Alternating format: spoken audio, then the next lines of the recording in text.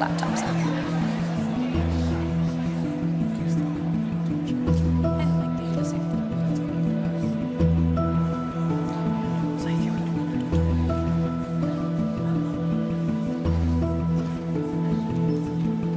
Welcome everyone. Our event is about to begin. Please listen carefully for the following announcements. Mr. Lugtgarten's book will be available for purchase after the event in the lobby outside Call Auditorium. For a short period after the event, Mr. Lugtgarten will be available to sign the book he purchased. On the back of your program event is a QR code. If you have a question for one of our speakers, please log in using this QR code and submit your question. The link will continue to accept submission throughout the duration of the lecture. If you are unsure how to scan the QR code with your phone to submit your question, please ask one of our event ushers to help you. At this time, please look around and identify your nearest emergency exits. Please remember, if you see something, say something. And lastly, we hope you all enjoy our event.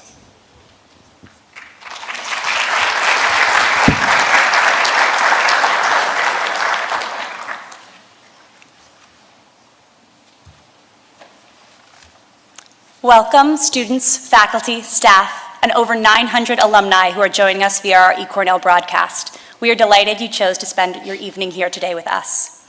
My name is Ava Boris, and I'm a sophomore studying public policy and international relations within the Brooks School. I am also a teaching assistant for the introductory course for our major, Pub Pol 2301, Introduction to Public Policy, with Professor Rosemary Avery. And my name is Nathaniel Kane. I'm also a sophomore studying public policy within the Brooks School, as well as one of Professor Rosemary Avery's teaching assistants. This lecture series is sponsored by Jennifer Cohen Horowitz and her husband, Mark Horowitz. This lecture is a part of an annual series made possible by their generous gift. The Cohen Horowitz annual gift plays a critical role in enhancing students' understanding of public policy through its dedicated lecture series. By bringing in experts from various fields, including academics, practitioners, and policymakers, the fund facilitates access to diverse perspectives and real-world insights. This exposure is essential for students as it helps to bridge the gap between theoretical knowledge and practical application. The lecture not only stimulates critical thinking and discussion, but also encourages students to engage with contemporary issues, fostering a more informed and active citizenry. It is for this reason that we are so excited to welcome our speakers here tonight. Our keynote speaker is Cornell alumnus Abrahm Lugtgarten. Abrahm is an award-winning investigative reporter, author, filmmaker, and public speaker, specializing in human adaptation to climate change, and an educator, training journalists in cross-disciplinary communication about the climate crisis. He is a senior reporter at ProPublica, where he's focused his work on global migration, conflict, and demographic change in response to a warming climate. He also has written for the New York Times, PBS Frontline, and The Atlantic. He is here tonight to speak on his most recent work, On the Move, The Overheating of Earth and the Uprooting of America, which takes a journalistic account of how the climate crisis will reshape daily American life as we know it. Here to offer additional commentary is Dr. Kendra Bischoff. Dr. Bischoff is an Associate Professor of Sociology here at Cornell University in the College of Arts and Sciences. Her research focuses on social stratification and inequality, education, and urban sociology. Her current and past projects, she investigates the causes and consequences of racial and economic residential segregation, inequality and access to resources across educational contexts, and the influence of neighborhood conditions and school choice on enrollment in traditional public schools. In one of her most recent projects, she's examined neighborhood population change in response to compounding environmental hazards. A question and answer portion will follow their remarks. This portion of tonight's event will be led by Dr. Catherine Fiorella, an associate professor in the College of Veterinary Medicine. Dr. Fiorella is an environmental scientist and epidemiologist, and her research aims to understand the interaction between environmental change and livelihood, food, and nutritional security. Her work aims to foster a deeper understanding of how ecological and social systems interact, the ways communities and households will adapt to and mitigate climate change, and the links between human well-being and ecological sustainability. I ask you all now to join me in welcoming Abrahm Lugtgarten to the podium.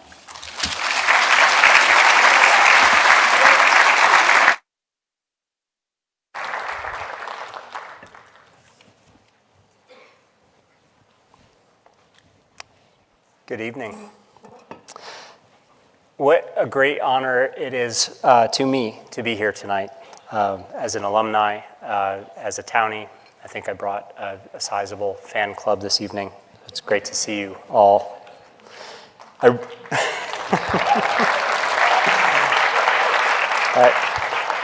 An embarrassing fan club.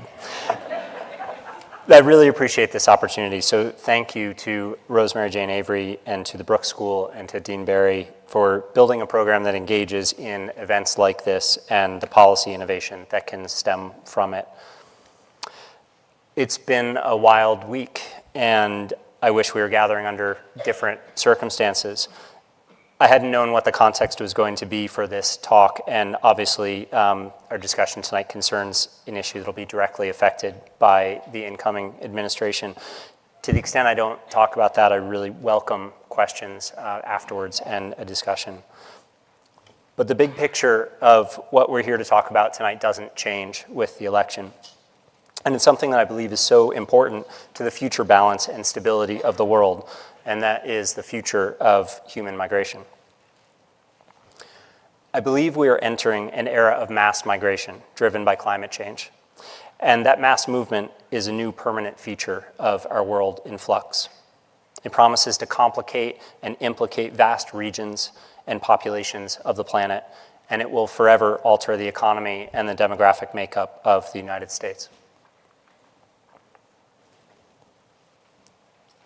Throughout history, people have always moved in response to their climate.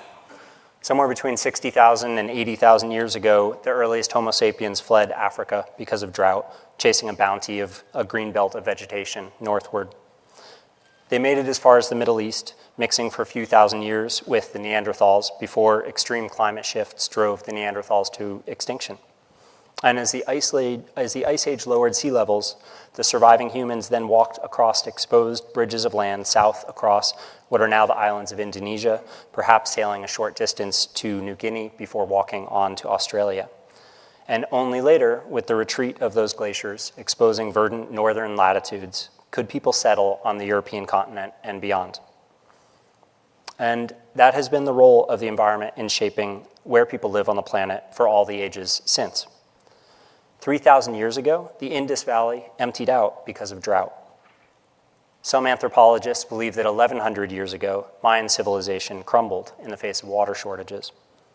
And 900 years ago, Chinese herders moved more than 1,000 miles northward into the Russian tundra, seeking new pastures and northern plains of Asia as they thawed.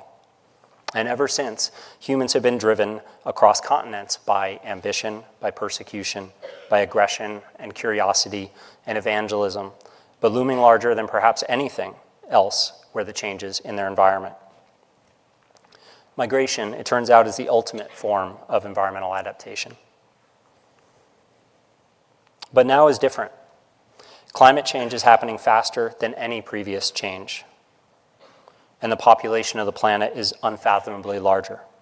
Consider, for example, that when the Mayans are thought to have succumbed to drought around AD 900, the planet's total population was about 226 million people. By the mid-1970s, the time scientists began warning in earnest of climate change, the world's population had swelled to 4 billion. And since then, the number of people has doubled again. More than 8 billion people now inhabit the Earth, and by 2070, the world's population could be somewhere between 9 and 12 billion people.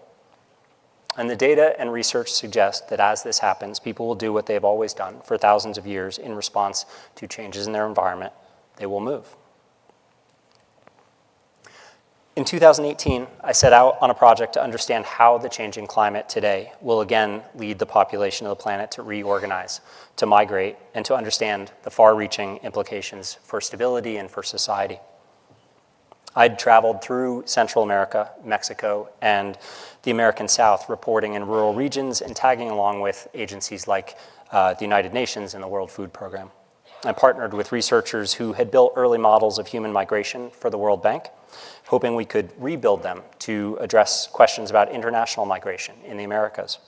And my goal throughout this project was twofold: to try and assemble a global understanding of the scale of demographic change that might accompany climate change, and to scrape down to the human level of experience, to understand how people will be living with this change and what it would take to make them move. First, let's stay a moment on the big picture.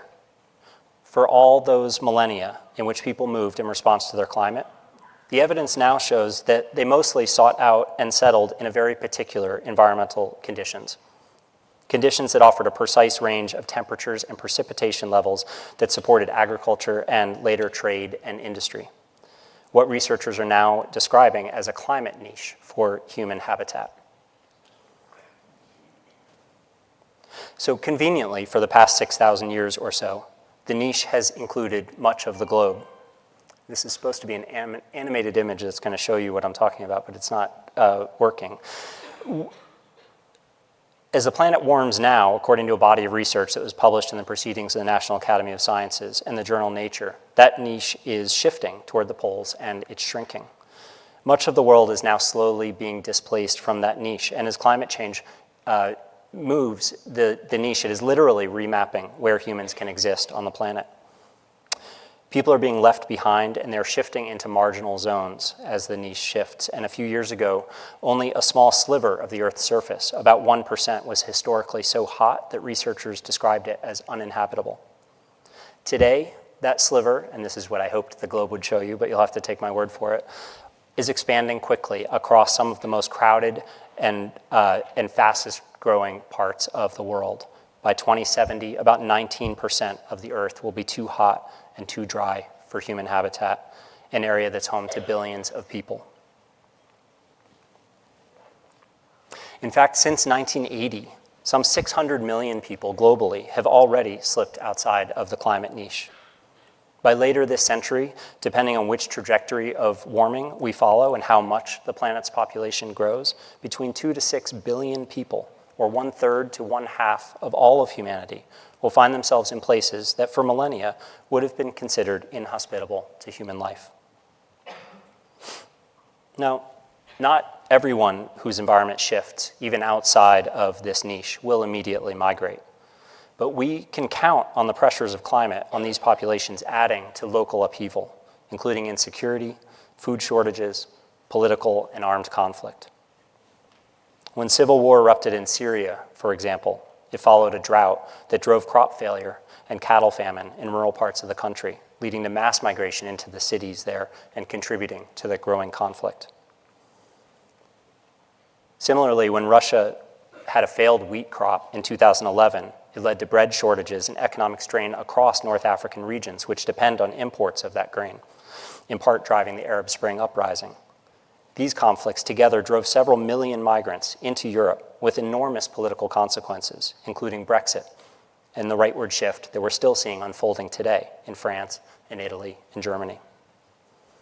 So as the number of people slipping outside of the ideal climate niche shifts from millions to billions, the sheer number of people affected by changing conditions suggests that if even a small fraction of them move, the scale of global demographic change could be orders of magnitude greater than researchers have up until now projected is possible. And this is how we get to what I think is coming next, the great human migration.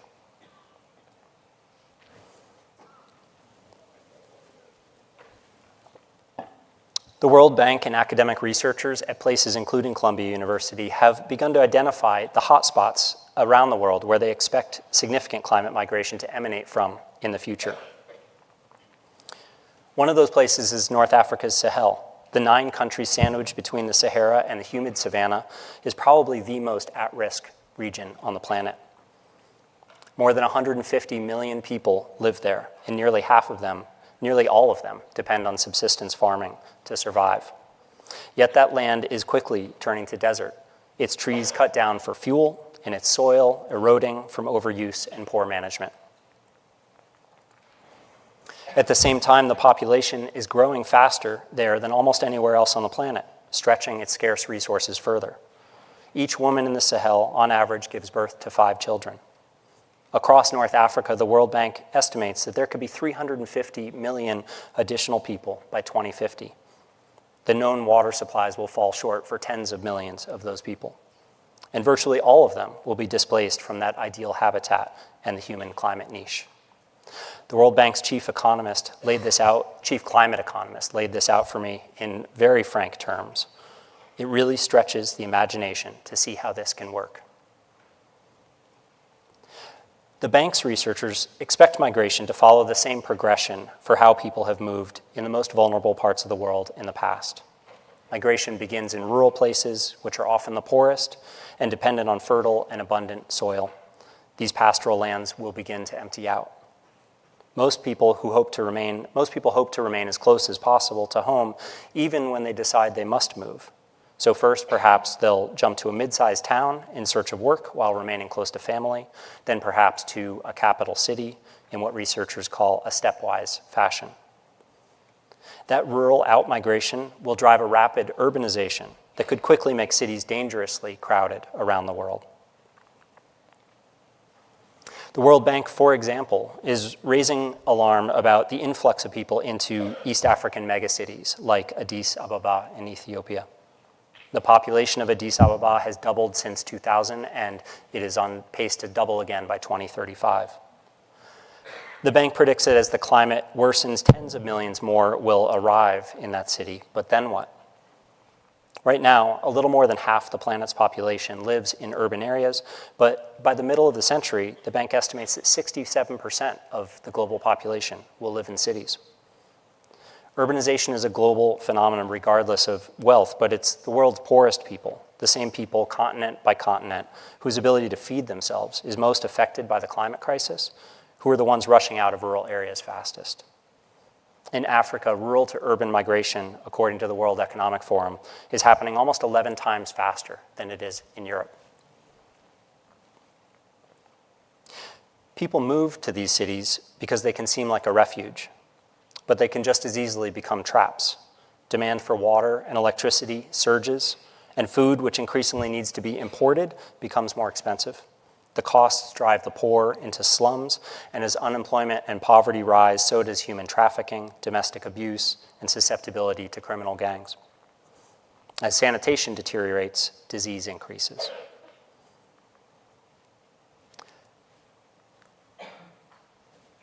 This is an image showing the projected climate-driven outpouring from rural regions in cities in Central America and Mexico. It was based on models that myself and my colleagues created in the course of my research. So what happens next is what nations around the world would seek to avoid most. Criminal groups risk becoming a substitute for government. Slums can become hotbeds for extremism and chaos, ultimately fomenting conflict that can spill outward and destabilize whole regions. By 2030, the World Bank estimates that 4 out of every 10 urban residents, more than 2 billion people globally, will live in slums.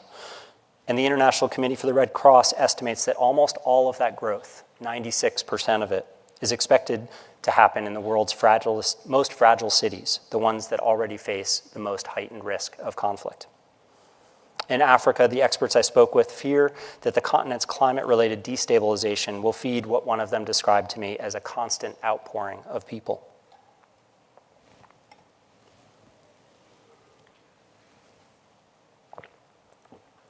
This story may be similar in South Asia, which is home to roughly 2 billion people. Himalayan glaciers are disappearing. Meltwater from the Himalayas, the water tower of Asia, supports the lives of nearly 1 in 4 people on the planet. The greatest rivers, the Indus, the Brahmaputra, the Ganges, the Yangtze, the Mekong, they all run from these high glaciated peaks down to some of the world's largest cities. And south of the mountains, a band of irrigation-dependent agriculture stretches for hundreds of miles into the lowlands of India, Bangladesh, Myanmar, Vietnam, Thailand, making it possible to grow the food that feeds that continent. The climate niche researchers estimate that 600 million people in India alone are slipping outside of that human habitability range. And those figures don't even account for rising seas, which climate scientists also now estimate will displace somewhere between 150 and 630 million people globally over the next 3 decades. That kind of coastal flooding will inundate places like southern Iraq, eastern China, the Mekong Delta and the 20 million people who live on it, Alexandria, Egypt, and the 40 million people that live in the Nile River Delta, and the coasts of the United States. The third great climate migration hotspot identified by the World Bank is Central America and Mexico.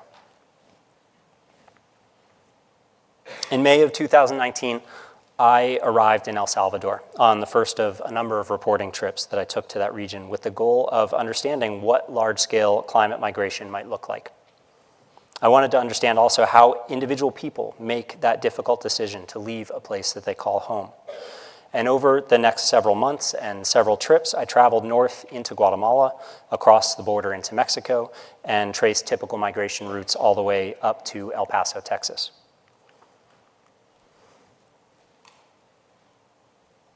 About a week into my first trip to the region, I headed into the heart of Guatemala, to a state called Alta Verapaz.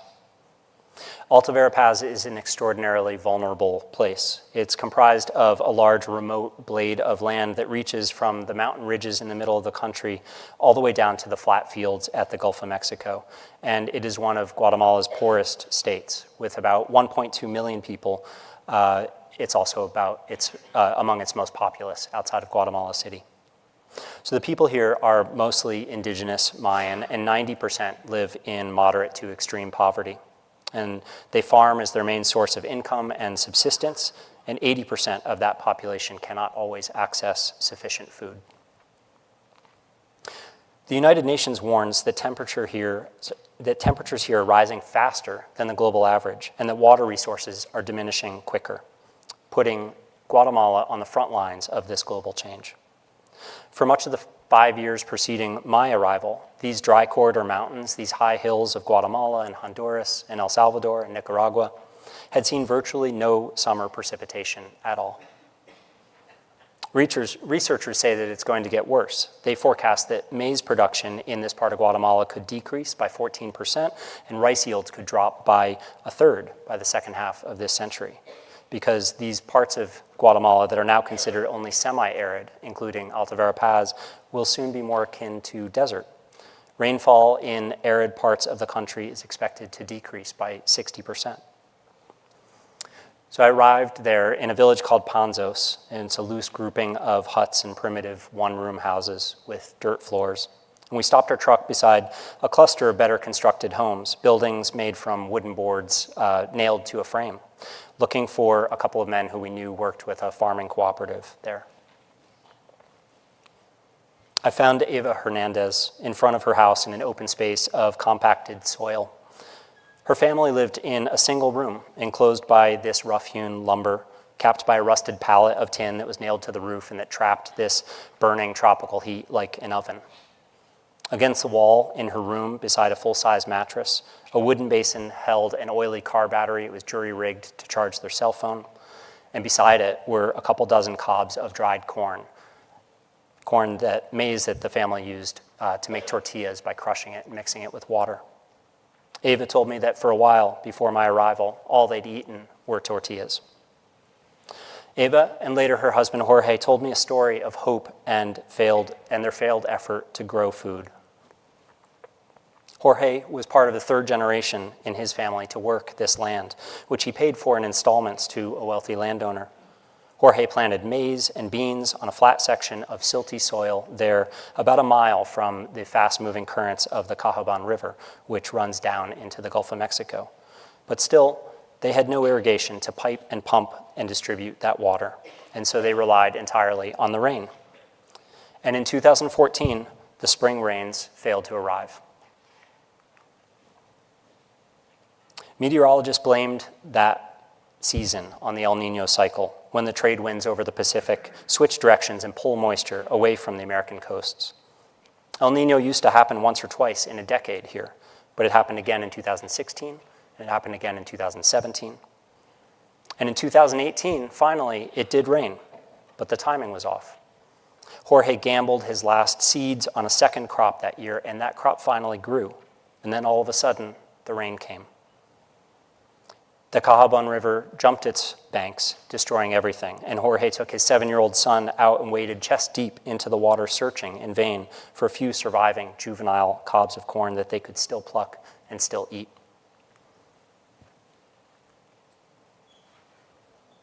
So what had first seemed like bad luck to them was fast becoming a matter of life or death. His children, malnourished, had not grown taller or gained weight in more than a year. His options were limited. He'd already mortgaged most of what he had for more seed.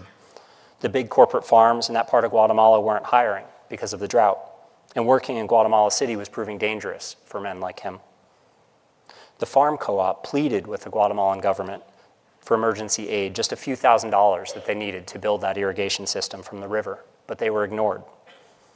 And so Jorge pawned his last few assets, a motorbike, his father's animals among them, and he paid a guide, a coyote, to bring him and his son to the United States.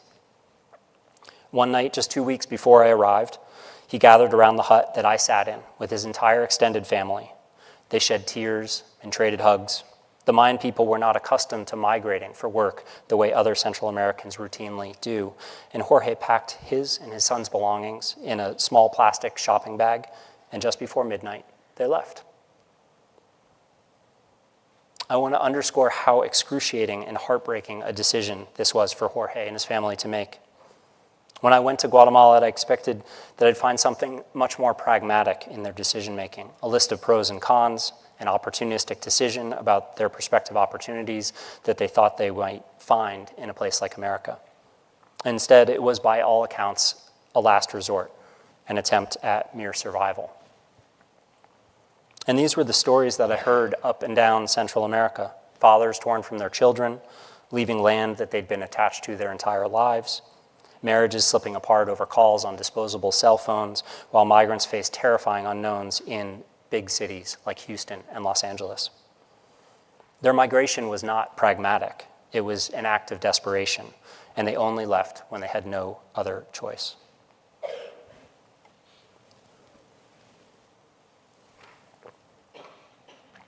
So let's talk about the United States. There's no place in America where we won't also have to deal with climate change. It's inescapable. And large numbers of Americans are also beginning to migrate. I live in Northern California, and in 2020, we were on a run of crazy wildfires. A few years earlier, just 20 miles from me, a fire ripped through the city of Santa Rosa, killing 22 people and burning about 3,500 homes in the space of one night. Then wildfire burned the town of Paradise, killing 85 people, many of them trapped in their cars while trying to escape. And one morning, as the parkland 12 miles from my home burned, I awoke to smoke so thick we could hardly see the sun. I'd been working on this project at this point for 2 years. I was guided by the best data and modeling, but focused on other hotspots, on other people's challenges. But the fires and this smoke in California, it got me thinking about what it would take to make me move, and what it would happen to the United States, too, as that human climate niche shifted. And so that became the focus of the next stage of this reporting and the focus of my book, about how this era of mass migration will forever alter the economy and demographic makeup of the United States. Now, what I found in the United States is something much more nuanced than what I found elsewhere in the world. For one, our society is far wealthier and far better equipped to handle the challenges that are coming. And the climate impacts that I'm about to lay out, as horrific as they will sound, are far less extreme than in the rest of the world. The US is unlikely to ever face a real shortage of food. So what we're talking about is a matter of degree. And yet, nonetheless, we are on the spectrum of human civilization that will be forced to adapt.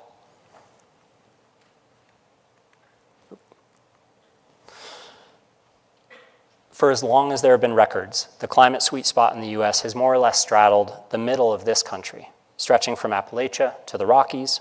It's why our Southeast is verdant and why our plains and Midwest produce $35 billion worth of crop a year and much of the grain to feed the rest of the world. But within the next 4 decades, that sweet spot is forecast to shift sharply northward. It'll hover over the Midwest and Chicago, or with an extreme warning scenario, it will move all the way to the northern border of Canada and eventually to the other side of it. This degree of sweeping change in the climate of the US promises to transform the country's politics and its economy. It will raise household costs, making daily life more expensive. It will change work productivity and shift geographic work opportunities. It will alter the availability of insurance, transforming people's financial vulnerability. and it will prove expensive to defend against while raising the costs of food and goods. In the United States, the choice to migrate in reaction to climate change will be an economic decision, not an environmental one. But what exactly does that look like? This is a scene from Phoenix during a recent heat wave. They had 100 consecutive days above 100 degrees this summer. And this is a scene from the North Carolina coast, where established homes on a paved suburban street have been washing out to sea. So not only did I go back to that climate niche study of shifting global livability to understand where North Americans fit on that map, but I went searching for more detail, gathering the best available empirical data that I could about these unfolding threats. I worked with the Rhodium Group, an economic and environmental research firm, and I mapped their data to see where the risks overlap, to visualize geographically the multiple perils and specific forecasts, right down to the county level for the country. The forecasts that they presented are for the very near future. Much of it represents a moderate climate change scenario and will affect us by 2040, just 16 years from now. The threats that I'm about to describe might seem familiar, but it's different, at least to me, to see them mapped. Wildfires become large and prevalent across the West. By now, that's probably not much of a surprise. But wildfires also become prevalent across the Southeast, too. Florida, for example, as well as South Carolina and Georgia, become hotspots for mega fires of the future. Came up in more than one conversation today that you had a significant brush fire not too far from here. This image shows the vulnerability of private property to those fires. In the darkest spots on the map is the proportion of homes that stand a 1 in 4 chance of burning over the course of their 30-year mortgages. The darkest spots, 95% of structures are expected to burn. In the lightest spots, 5% of structures. Meanwhile, sea level rise is modeled to displace some 13 million people and tangentially affect 80 million more who live in the metropolitan areas surrounding the places that are forecast to flood. This map shows what flooding will look like in urban places that we know, in San Francisco, in Miami, in Charleston. In Florida, between 1/3 and 2/3 of current housing sits below future tide lines, including as much as 79% of all the structures in Miami-Dade County. If you think sea level rise only affects the coasts, it will also affect tidal river systems, touching places like Jackson, Mississippi, 150 miles inland. And then there's extreme heat. In all the years of recorded weather, extreme heat days indexed above 130 degrees were so rare in the United States that fewer than 2,000 people experienced a week of them in each year. But by 2050, 6 million Americans might experience that level of extreme heat annually. That has implications for their health, for their productivity, and for their basic safety. And when you get extreme heat, you also get humidity and crop loss. Crop failure and extraordinary wet bulb temperatures spread across the southernmost parts of the continental US, and they pierce it right up through the middle. In parts of South Texas and the Great Plains, crop failure could be near total at about 90%. Up the Mississippi River Valley, it will begin to feel in summertime the way southern Louisiana does now. It'll be unsafe to play high school football, or for gardeners or road crews to work outside. Factories and indoor workplaces will require air conditioning, something that many buildings are not built for and which can cost tens of millions of dollars, if not a whole lot more. But all of these threats, of course, they don't exist in isolation. They're compounding, they're overlapping, and they're amplifying one another. And as they do, they're beginning to transform the comfort and the safety and the livability of vast parts of this country. These maps tell a story of a nation with the walls closing in around it, with wildfires and heat from the west and the south, and storms and sea level rise from the southeast, with water scarcity becoming nearly ubiquitous. Drought spreads not just from the west, but from the drying Ogallala Aquifer to the Mississippi Sand Aquifer to the rivers in Georgia and South Carolina. Pretty much the entire southern third of the United States slips into the marginal zones of that climate niche or begins to fall outside of it. And in the long run, that will fundamentally alter the economies of this country.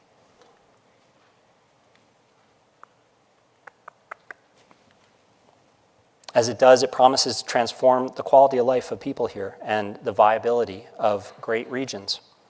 Labor productivity is projected to shift dramatically, decreasing by 20% in some places because of extreme heat.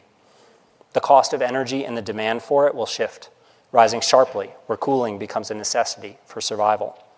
And farming will never be the same.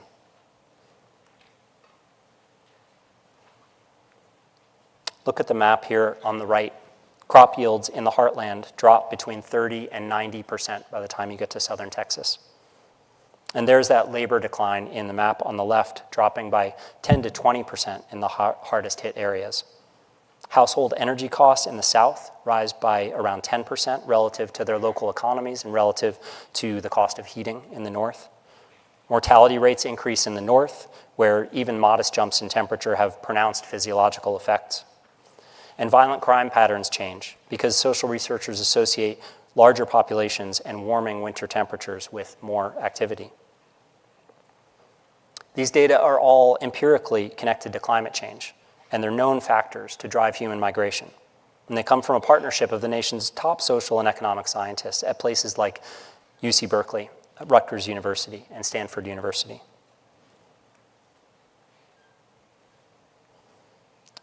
All of this adds up to a cumulative economic strain. Nationally, economists estimate a loss of about 1.2% of US GDP for every degree of Celsius warming from here on out. And that means that this decade alone, climate change is already costing us $3.3 trillion. But at the county level, GDP might decline at a much higher rate. Look at the bottom of this map. In some Florida and Louisiana counties, namely the ones in the Big Bend region that were just struck by Hurricane Helene, GDP could drop by as much as 60% each year. That would turn these counties into economic dead zones, losing far more than they could ever produce until they go bankrupt. We're already now starting to hear the early alarms of this economic strain. We hear it in the near bankruptcy of federal aid programs like FEMA and the National Flood Insurance Program, and in the alarming tales of unaffordable or unavailable property insurance. So where will we go? As the climate niche sweet spot in the US shifts sharply northward, climate models and migration data suggest that between 13 and 160 million people, or up to half of all Americans, will face that kind of degraded environment that has driven historical climate-influenced migrations. For comparison, the Dust Bowl led to the migration of about 3 million people. And America's Great Migration out of the South saw about 7 million Black Americans move northward. And each of these periods transformed the identity of this country. So what does this next migration look like for American society? This is, of course, a mixture of bad news and some good. There are opportunities for growth and innovation, and there will be loss and decline and potential conflict. On one of several trips to the state of Louisiana for reporting for this project, I drove a stretch of country road south from the city of Houma towards the southernmost coast of the United States. It was a land of rising seas and destroyed homes, battered by hurricanes that were arriving too frequently to build back from. Near the end of the road, I crossed a levee, and I entered the small, battered community of Ile-de-Jean-Charles, which had just 29 remaining residents. I stopped at a 3-bedroom, mid-60s, single-story house that was thrust into the air on 20-foot stilts, an acknowledgement in itself of the unstoppable march of the water. And in the front yard, a hand-painted sign faced the road and said, quote, "Climate change sucks." The land in southern Louisiana is sinking. It's a rare combination of subsidence and sea level rise that's accelerating the effect that many other parts of coastal America will soon face. The state is losing more than 35 square miles of land each year, and in the southernmost areas, the population has been steadily shrinking for decades as a result. Ile-de-Jean-Charles was an indigenous community where Biloxi and Chitimacha and Choctaw people had either lived for centuries or fled to in the early 1800s when the southern states drove them west on the Trail of Tears. And the home that I stopped at belonged to a Choctaw man named Chris Brunet, whose family was 5th generation on the Isle. Brunet described to me a place from his childhood that I had to imagine because it no longer existed. Open grasslands where horses galloped across a low-lying prairie. He told me of walking to a place called Lake Tambor, where he would fish with his father. But now water was everywhere. I gazed out across the Gulf of Mexico toward where this freshwater lake had been, and Brunet told me how he thought that this place could have been saved. The levee I'd crossed was part of a state and Army Corps of Engineers project to protect certain parts of the Louisiana coast from flooding and rising seas. But some places, including Ile-de-Jean-Charles, had been deemed not economically worth saving. One of the great perils of climate change is that the hardship will be divided unequally along the same dividing lines that already define our society. Climate impacts are expected to cleave open the divide between rich and poor, between communities of color and white ones, between urban and rural ones. It will exacerbate and underscore the inequalities created by redlining, by discriminatory development and investment, by unequal mortgages and interest rates. Studies show that redline neighborhoods in major American cities have 30 to 40% fewer trees. In parts of Los Angeles, where oppressive heat has become an annual killer, those treeless neighborhoods are 10 degrees hotter than the leafy, wealthier ones just a mile away. Studies also show that poor and minority communities are more likely to flood catastrophically, as they did in Houston in 2017, because they haven't received the sort of past investment in infrastructure, things like water treatment plants or urban drainage and catchment basins that many wealthier and whiter communities received. And as a result, they will struggle to catch up, even as funding for such efforts becomes harder to obtain in the future, leaving them falling even more quickly behind. Mobility itself is a function of wealth and age and energy and opportunity. So while we can expect a flight of a certain number of able people or wealthy people, many, many more will remain by choice, or they will be trapped in the places left behind. The risk is that some of those places will face a spiral of decline. Collapsing tax bases will lead to worse infrastructure, which will in turn lead to higher climate risks, poorer schools and fewer jobs, lowering home values and eroding the assets of its residents. Many people leave as a result of that, and that cycle perpetuates. The poor and the elderly especially will be left behind. One researcher has modeled the echo effects of climate migration in the United States, finding that as younger people leave, the average age of residents in the hardest hit communities jumps by 10 to 15 years. This is an image from a town called Ordway, Colorado. It's a once wealthy farming community that has become a case study of decline since it lost access to its water in 1990s. It's a harbinger for how other rural communities across the country might be strained in the near future, with profound implications, I think, for rural discontent and for the social pressures that we've just seen manifest in this week's election. So one huge set of challenges is around how policymakers and leaders and companies support these shrinking communities and adjust to create future possibilities. How do we plan for and facilitate anti-growth so that communities can shrink but not decline, remaining proportional to the economic activity that will realistically support them? How do we diversify economies so they're not disproportionately dependent on the highest risk sectors? And how do we decide which places, especially smaller towns and rural communities, are worth protecting when funds are finite and which ones are not? Now, the flip side is that there's potential for growth and opportunity in places that are protected by these changes, the places where people will wind up. I suspect this is the part of the evening you've all been waiting for. Because as that climate niche shifts northward, many places in the north stand to benefit in a lot of ways. This slide is from a Stanford University study projecting per capita GDP growth of between 200 and 450% in the northern latitudes, the blue parts of the map. Russia or Canada, which have abundant land but need more people, they could see a great leap in prosperity as the climate warms. This is one of thousands of Chinese farmers who are migrating north into open, thawing parts of Russia to grow wheat. And in the US too, we can expect some states in the northern US to prosper because of all the things that we've just talked about. The energy is cheaper, labor is easier, the land remains fertile, and so on.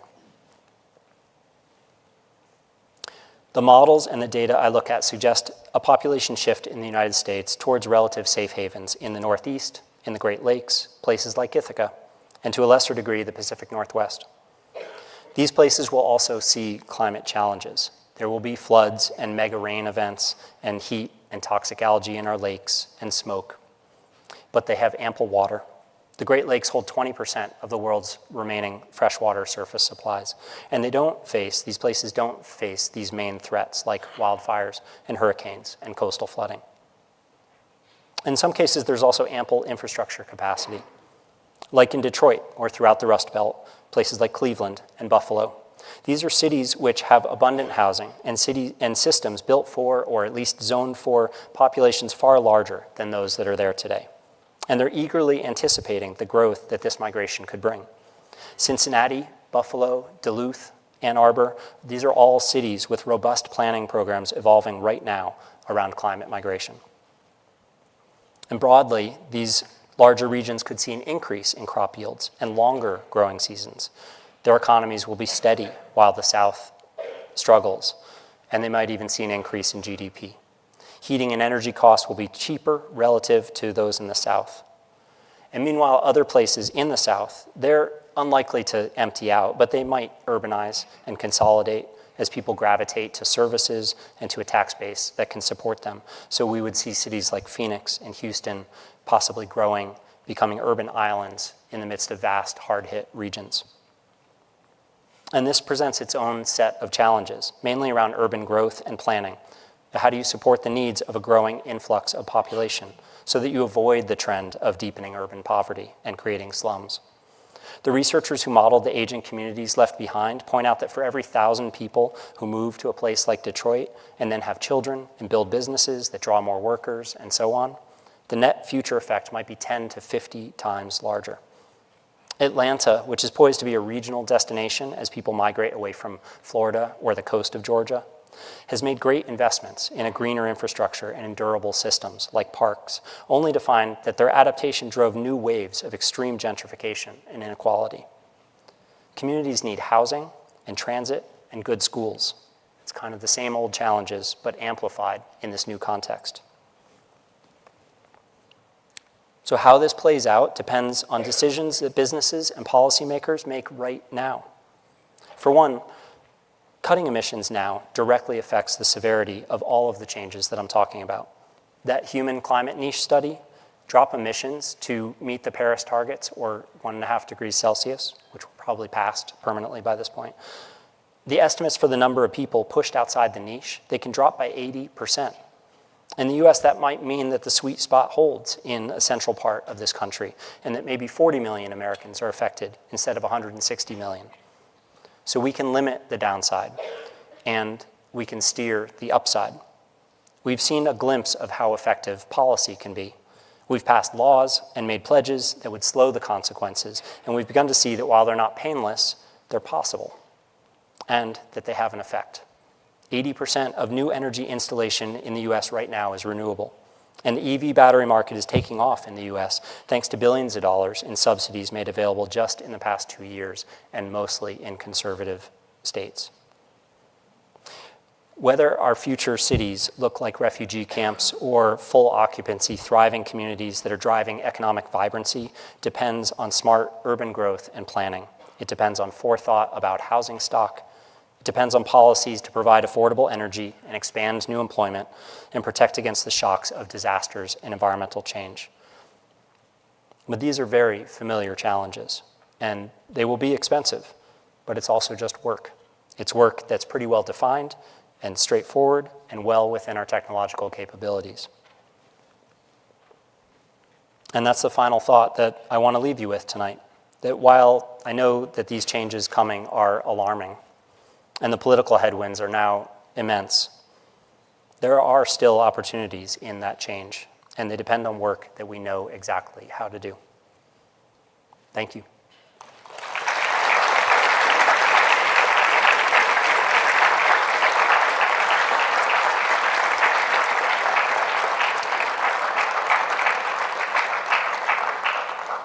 Thank you.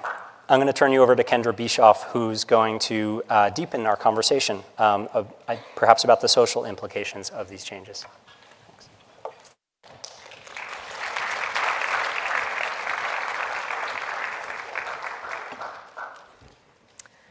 Good evening.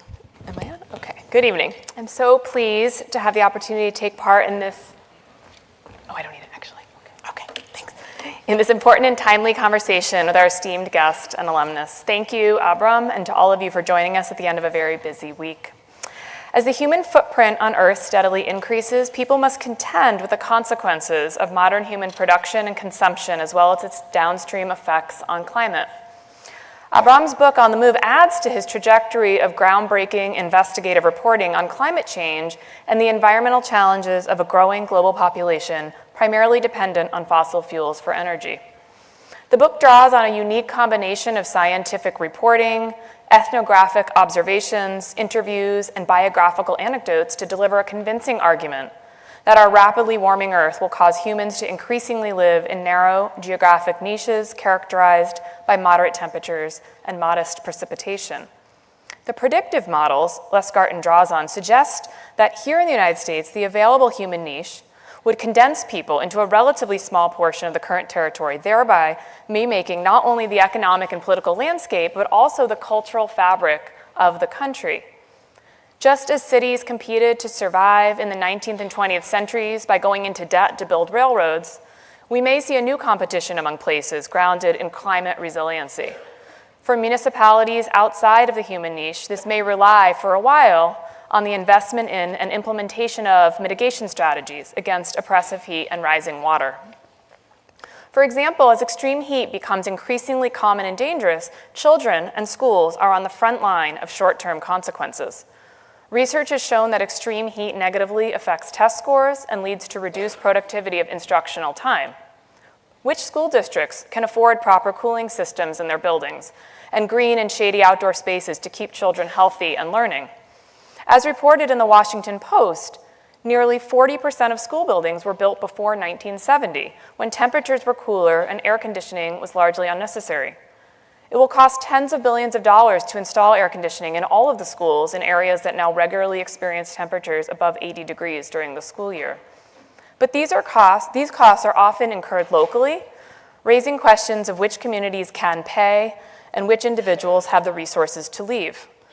And just last month, the California Department of Education offered updated guidance on school closures and limits on school activities amidst air quality issues stemming from, quote, record-setting wildfires occurring year after year. While some districts may be able to fight wildfire smoke with air filtration systems, access to education and the myriad services schools provide will be affected by increasing prevalences of wildfires. Individual decisions about whether to migrate are informed by a complex set of factors that not only involve biological livability, but local government structures, the interaction of environmental conditions with social and economic well-being, the prospect of opportunity for future generations, and the unequal ways in which environmental change impacts individuals and communities. In my remaining time, I'll briefly highlight 3 areas for discussion inspired from reading On the Move: institutions, social connections, and inequality. One of the key takeaways from Abraham's book is that institutional responses to climate change and disaster relief are a key mechanism through which migration decisions can be viewed. Multiple layers of government and the private insurance market shape the capacity for individuals to remain in their homes and the incentives for developers to build in specific areas. I learned a great deal in the book about the intersecting role of the government and insurance companies in shaping the trajectory of climate migration. First, deciding whether to determine risk based on historical conditions or future projections was an interesting distinction. In my view, trust in science plays a big role here. The historical strategy offers a simpler metric that does not require a belief in scientific predictions, nor does it require as much grappling with uncertainty in the statistical modeling of, for example, carbon dioxide, comparing the likelihood of various representative concentration pathways, or RCPs. However, relying on historical data does not allow for the possibilities of rapidly changing conditions and likely underestimates risk. Second, as private insurance companies moved away from flood insurance, governments sought to protect homeowners in risky areas and themselves from population loss by offering subsidized insurance programs. As Lugtgarten writes, the cost of insurance is an indispensable signal. Subsidizing insurance distorts that warning signal. However, governments must weigh short and long-term goals and consequences, and leaving residents with no flood insurance would be a hard choice as well. The intersection of short political cycles, coupled with the need for long-term climate planning, presents thorny issues about how to govern ethically, equitably, and realistically. In another example, FEMA floodplain maps, which have typically been used to determine flood risk for homeowners, do not usually cover inland areas in which flood risk derives from heavy rain more than rising levels of bodies of water. In one of the nation's most recent natural disasters, Hurricane Helene, estimates suggest that only 1 in 200 homeowners in the most heavily impacted areas in western North Carolina were insured for flood. While many of those impacted can apply for FEMA relief, the amount of funds available is far less than what flood insurance would have covered. So while many researchers say that FEMA maps may underestimate risk, it has also been shown that floodplain designation reduces the value of property, with institutional investors devaluing properties even more than individual home buyers. Thus, increased warning signals also run the risk of reducing the value of assets in a community and reducing a valuable tax base. These examples highlight the need for the continued production of high-quality scientific research on flood, fire, drought, and heat risk, coupled with structural supports from private and governmental institutions to humanely and equitably manage these risks over a reasonable timeline. My second point is about social connections. Part of the argument of the book, and a key aspect of why the magnitude of climate migration matters, draws on the fact that people are rooted in the economic, social, and political legacies of communities, and that our economic prosperity and social networks are tied to interpersonal and sometimes intergenerational connections to place. Migration is hard. When people leave a community of which they are a part, they risk social isolation and will certainly face costs associated with setting up a new life in a new place. Of course, people have been migrating for all of history, so there are the very long-range predictions about where humans will move and settle. But the more immediately pressing questions relate to how climate migration in the near future will impact the social cohesion of the places people are leaving, the social connections among people as they migrate, and the impacts on the receiving climate haven communities. Social network scholars have examined the role of social networks in understanding migration decisions among residents of New Orleans before and after Hurricane Katrina. People with lower costs of leaving, those who had financial resources and social networks outside of the city, were more likely to do so. Understanding why people didn't leave also points to the importance of place. 77% of New Orleans residents were born in Louisiana and lived there their whole life. The connection to place was strong, and the costs of leaving were large. Sociologist Elizabeth Fussell writes, after removing survivors from harm's way, the next step should be to reconnect them with friends, family, and others in positions to offer assistance. Research using longitudinal mixed methods data from the Resilience in Survivors of Katrina project found that social network dispersion was associated with post-traumatic stress among survivors of Hurricane Katrina, stemming from a lack of deep feelings of belonging. On a neighborhood level, substantial climate-related displacement may contribute to what Mindy Foley-Love deemed root shock in her foundational book on the effects of urban renewal policies in urban communities. Major displacements damage social cohesion and the dense social ties that are so important to community and individual well-being. One way of describing climate migration might be as coercive.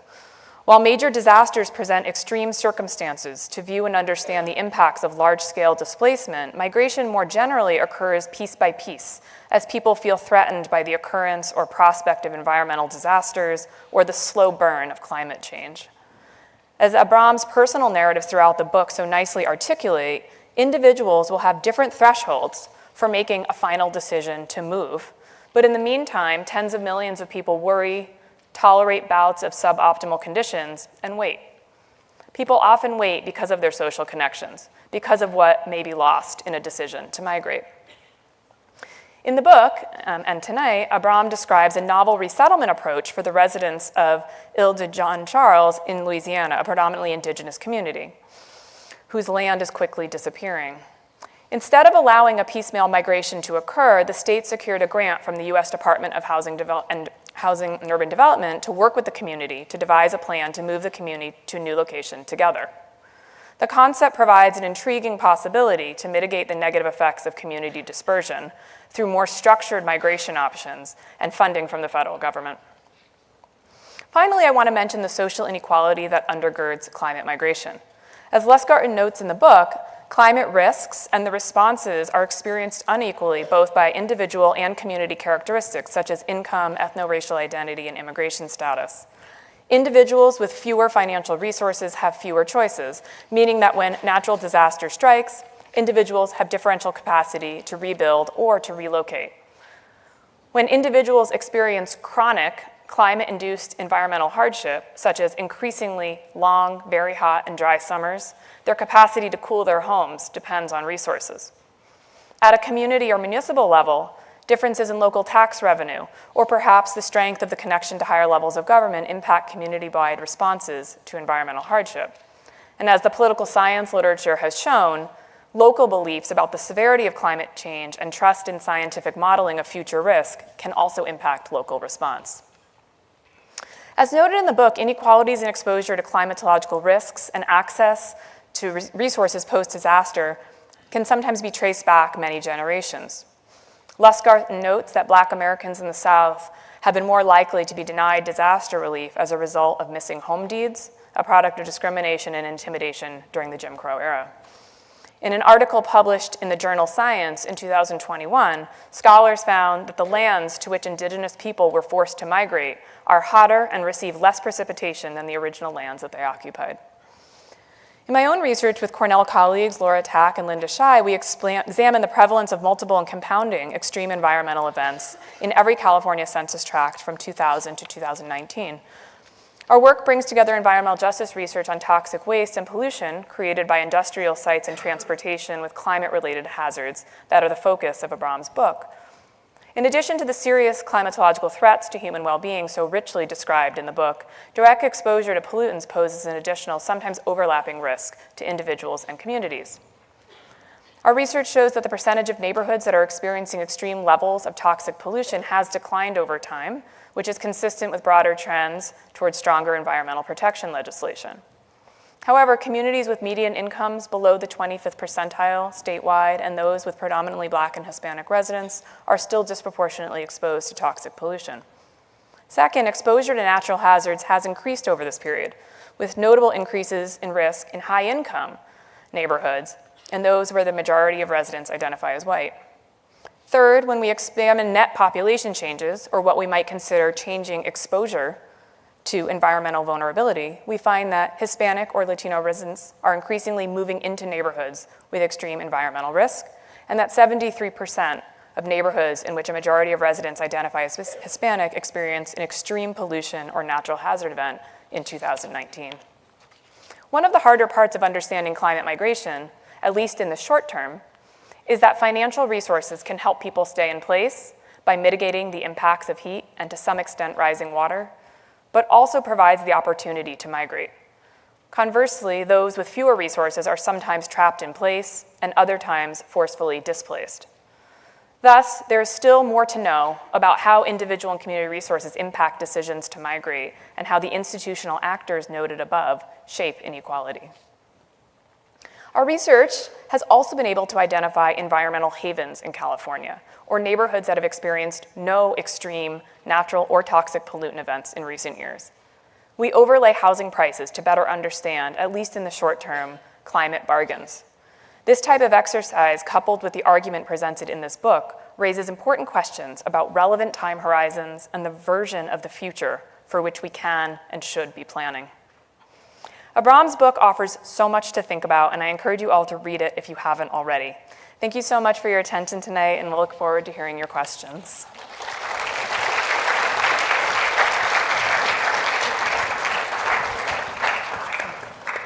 Thanks very much to Abrahm and Kendra for the excellent talk and discussion. I have the privilege today of sharing some of the questions that are coming in. And if you still have questions, please feel free to grab the QR code and send them along.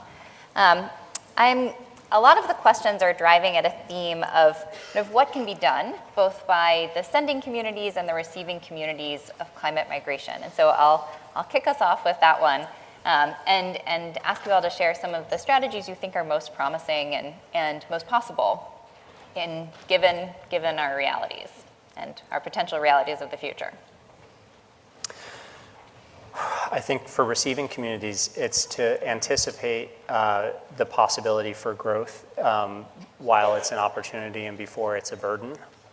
So that means like right now. And the examples that I talked about are cities that are doing that. I mentioned the city of Ann Arbor. It's an interesting example. They were, in the last couple of years, passing a bond measure to renovate their sewage treatment system. And they decided that they wanted to build that something like, I don't know what the final numbers were, but 10 or 15% larger than their population would have at that time required at enormous expense. And so they did that explicitly in anticipation of climate-driven growth to their community, and they sought out some research that would help them justify those numbers, and I believe that's how they're moving forward. So that's an example of like totally uninteresting, non-sexy infrastructure that makes a big difference, because it literally is the difference between good sanitation and basic services for a growing population and not having it.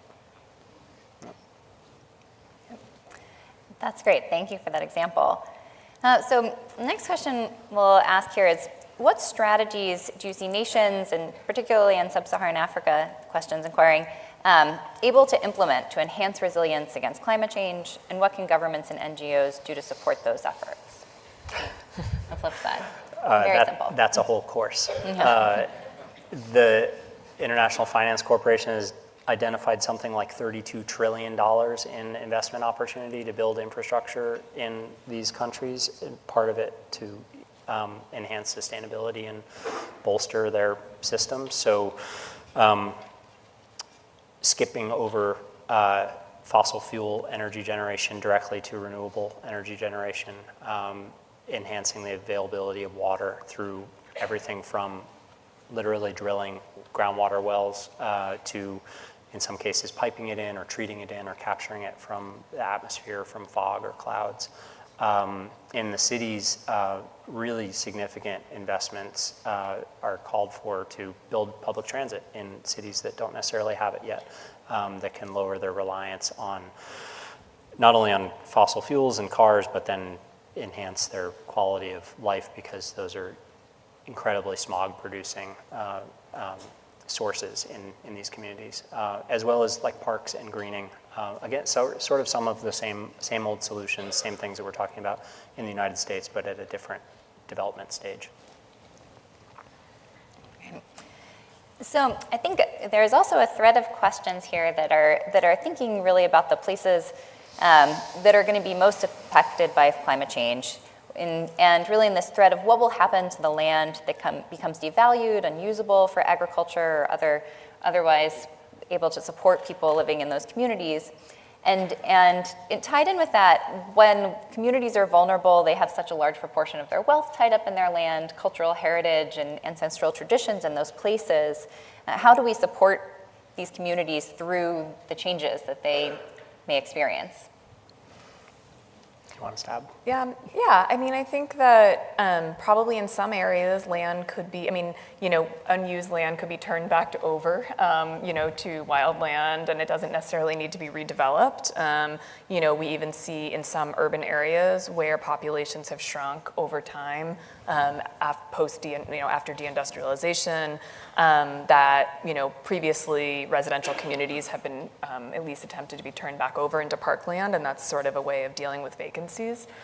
So I think that's one potential solution. I think the financial aspects are a lot harder in terms of thinking about when people's wealth is tied up in the land, and as climate risk actually as more information becomes available, the value of those vulnerable places may decrease, which makes it complicated in terms of whether, what role the government should play potentially in mitigating some of those financial impacts.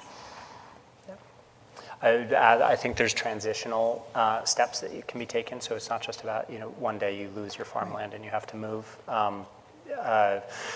The The Inflation Reduction Act allocates $4 billion that's being spent to conserve water in the West by paying farmers to just skip a cycle of planting. Not to stop farming, but to skip one season. So they take the IRA gives them the income that they would have made from selling their crop to not plant that crop, and it conserves that year's worth of water use from the Colorado River.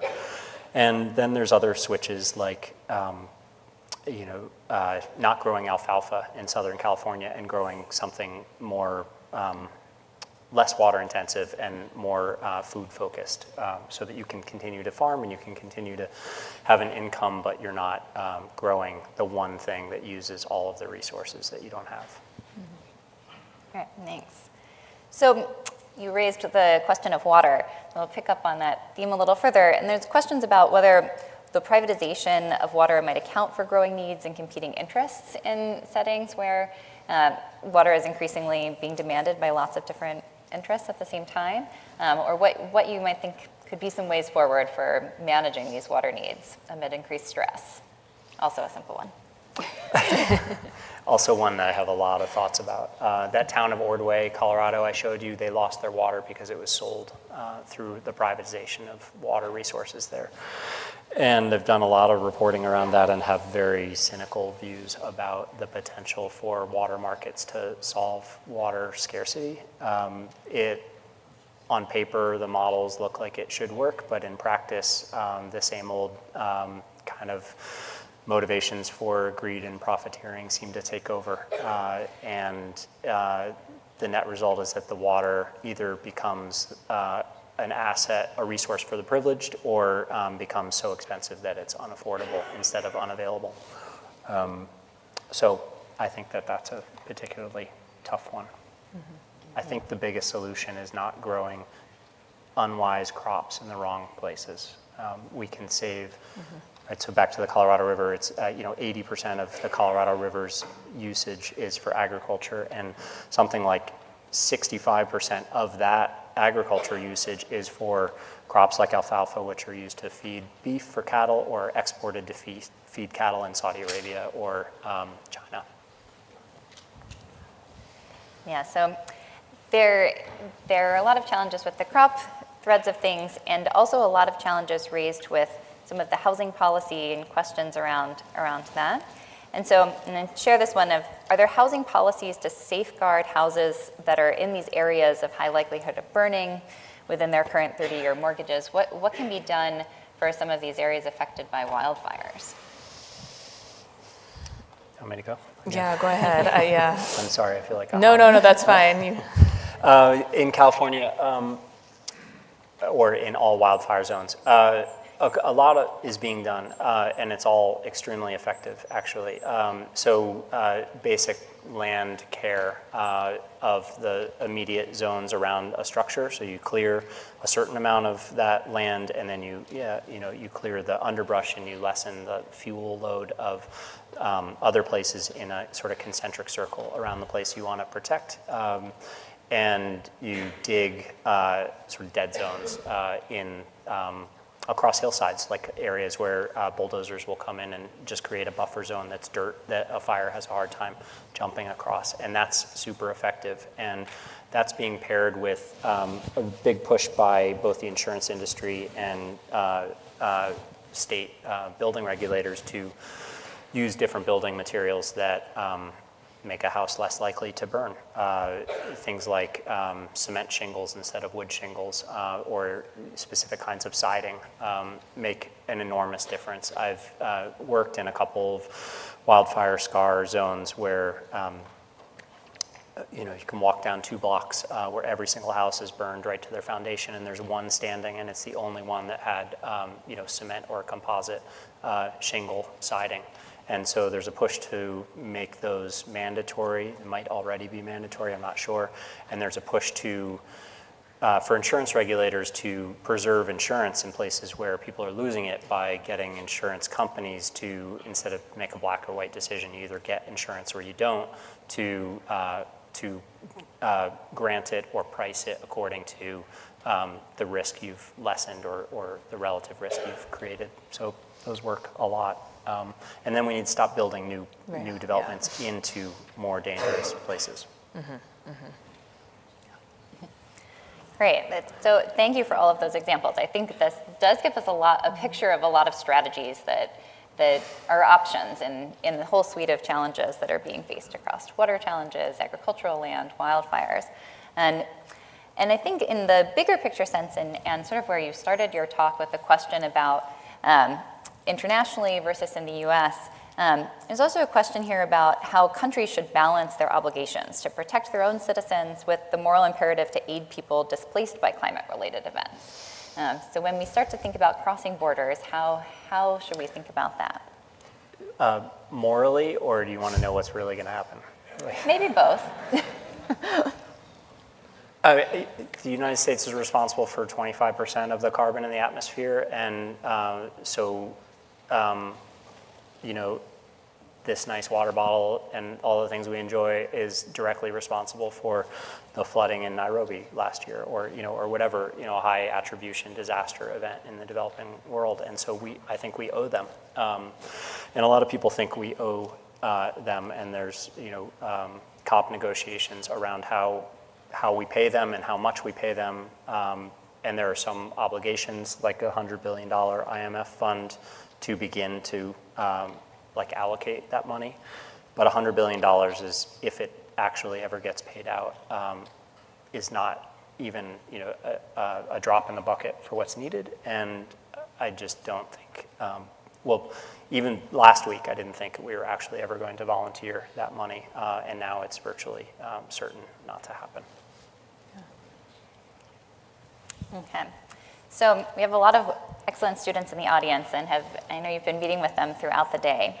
We have a question that, as someone who is looking for a career in environmental policy, and with so much more policy and infrastructure needed to address the inevitable with climate change, how do you stay confident while working in an area that always feels like there's no way forward, or only a challenging way forward? Confident?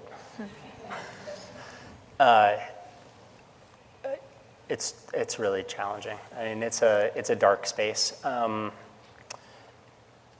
And we talked about some of the opportunities, right? I sort of regulate, personally, when I think about those instead of the really bad news. When I just shut it all out and go for a bike ride or something. But I mean, in terms of the work, I'm not, in terms of what the work says, I'm not confident in the outcome at all. I think we face unbelievable challenges and guaranteed change, and we'll steer our way through that in a good or better, but not a perfect way. But it's coming no matter what. But it also means there's a lot of work to be done. There's an enormous amount of work to be done. For folks looking for work in this area, there's a lot of good to be done, but across different sectors, in the science sector, in the policy sector, right? Grassroots organizations that are helping individual communities. Yeah, terrific. So lots of potential angles. So one more question about your perspective. So also, folks wondering, what's the most rewarding part of being able to do this research? Satisfying my curiosity. I mean, that's, to me, journalism is just the privilege of being able to go out and kind of take my own time and long leash and learn about whatever I feel like learning about, and also knowing that when that curiosity is exhausted, I get to move on to whatever the next thing is. So. Quite similar to academia. Terrific. Well, thank you both so much for the wonderful talks. I'm going to pass it to Scylla and Diana, who are going to wrap things up for us today.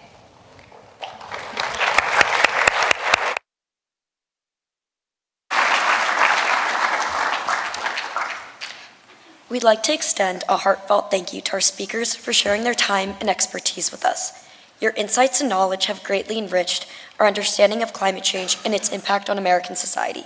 We appreciate your commitment to educating and inspiring our community. Thank you once again for being here.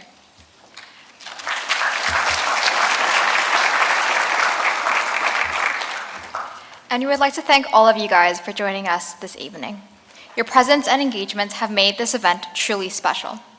I encourage you all to take a moment to visit the book signing area right outside of this auditorium and grab a copy of your very own On the Move, The Overheating of Earth and the Uprooting of America. We would also like to note that if you have taken a book from outside the auditorium before the event, so please bring it to the front as they are not for free but available for purchase. Thank you again for joining us tonight, and I hope you have a good rest of your night.